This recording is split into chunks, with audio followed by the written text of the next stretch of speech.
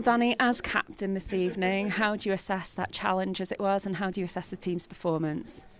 Yeah, we know that they're a strong Swedish side. They've got some really good players in there. I think we defended really well. But I think we disappointed, because we got in some good positions, and I don't think we utilised that as much as we normally do in the league. And but that's the level that we're at. We need to be clinical when we get the chances. If you look at the first half in particular, and the fact that you're only a goal down, was there enough made of chances? Were there enough chances created full stop, do you think? I probably think we're a bit disappointed. We didn't create a few more. And I think it was a bad time to concede, right before half time. But we showed great togetherness and we kept going till the end.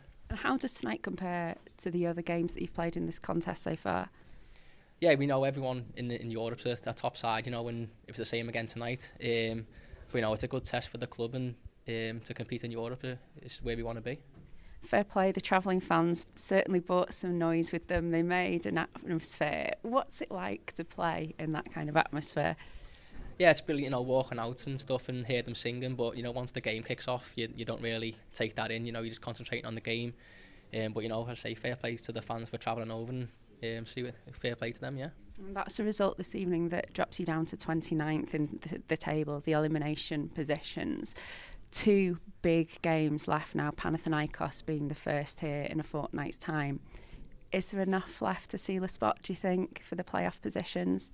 Yeah, listen, we know how tough it's going to be. Panathinaikos, they've got great European pedigree, but football's a funny old game. You never know what happens, and all we can do is give us our all.